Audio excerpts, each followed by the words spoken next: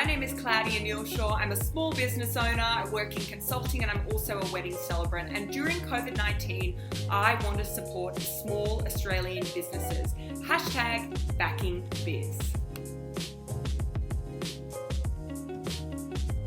Introduce you to Tim Shaw, Canberra business consultant and journalist, who has come on for a bit of a chat today, and we're going to talk through what he's been doing through the coronavirus period and how he's helping small businesses. Tim, welcome.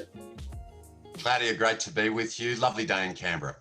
Fantastic. And Tim, tell us, what exactly do you do in Canberra? I came to Canberra at the end of 2015. I've been based in Asia as the Thailand correspondent for the 7 Network Australia. I've had 25 years in the talk radio industry, and I came to Canberra to start and work in breakfast radio. Fast forward now to 2020. I'm on a sabbatical from talk radio.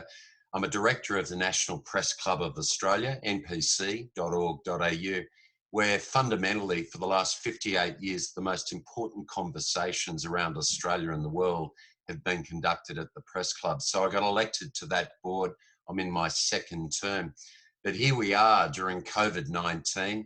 Many of us self-isolated, whether you're a journalist, a small business operator, whether you are a consultant. So I'm all 3 of those. And I thought it'd be a great opportunity for you to talk with me about what's happening from a policy point of view in Canberra and how we can all benefit right around Australia in small, medium and large business. Fantastic. And I suppose that's a really good place to start. What advice do you have for small businesses at the moment, or small to medium enterprises who are really saying, what do we do now? Is this an opportunity? Are we simply navigating? Are we trying to pivot our businesses? Pivot's been that massive buzzword. I think people are sick of it. And pivot to where? So what's that advice that you have for those businesses? I asked some pretty basic questions. Who, what, where, when, and why? Who are you? What do you do? Where do you do it? How do you connect to your customers? And why should your customers do business with you? Right across the world, people have become reliant upon the internet as part of the conduct of their normal business. What we're asking business to do now is to focus on how do you use technology to maintain not only that connection with your members, with your clients, attract new clients, but at the same time, Claudia, working within the criterion of isolation.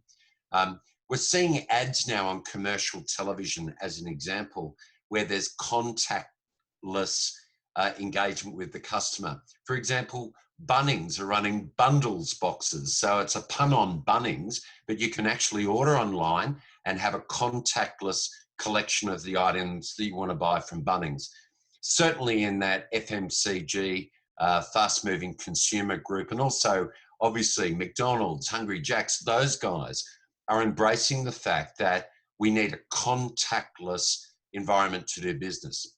Now, pretty much everyone you and I know has got a website, but what we've got to prepare now is the transition to, but I can't open and deliver as I used to do.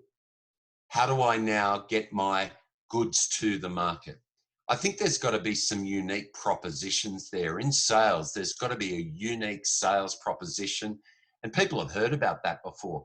And by the way, this isn't just the corner store or the cake shop, where you can buy beautiful cupcakes. This extends all the way to government, whether it be regional government, whether it be territory or state government, and of course the federal government. So based here in Canberra, what we've got is a government big picture: job seeker, job keeper. Can we look at job keeper? Job keeper is an opportunity now for our business audience right now to say, I need to keep my people because they're the most valuable part of my business. That's the first thing. Secondly, cash flow is king. So without people, your cash flow will be affected. Not only customers, but also, of course, the people engaged in your business. I'm urging everyone in business to keep their people, to be able to design even 5 days, 4 days, 3 days until that cash flow rolls in. But in the meantime, what's going to engage me to buy your product?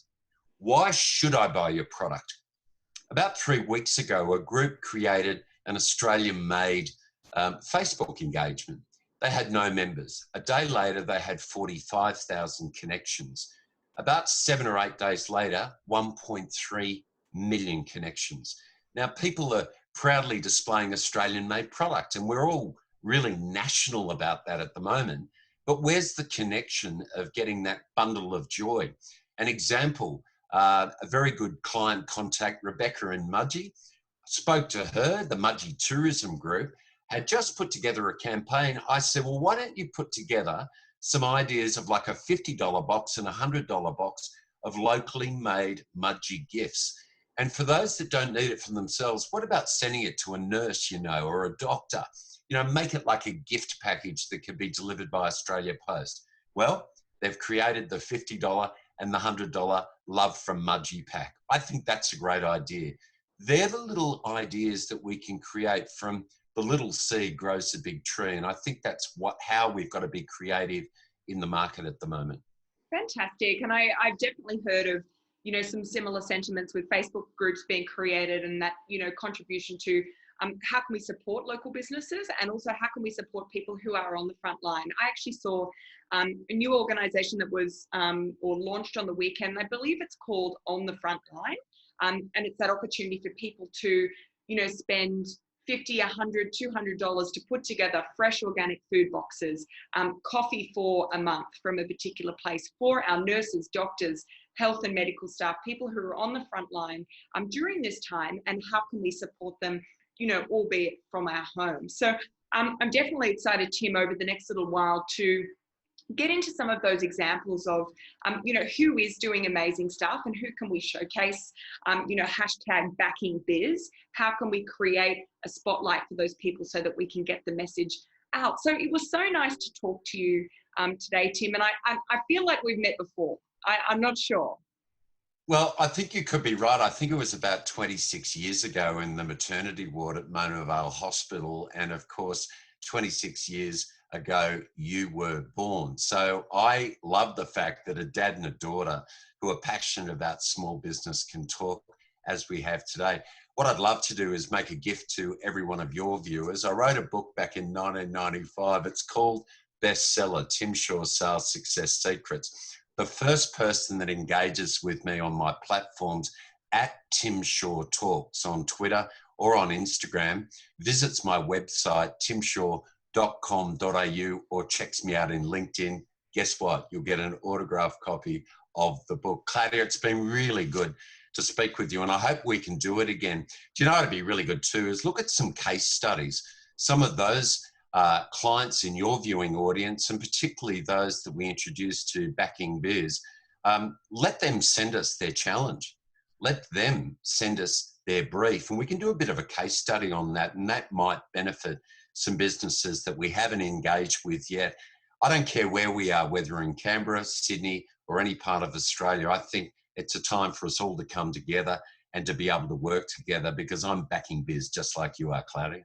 Oh, fantastic. And I definitely have my own vintage copy of Bestseller, which I'm pretty sure you paid me to do a book report when I was about 10. So I'm sure someone is going to be thrilled to receive it. Tim, thanks so much, and look forward to chatting again to you soon. By the way, I can't take credit for the dad joke of haven't we met before? That was all you. So happy Monday, and talk again soon.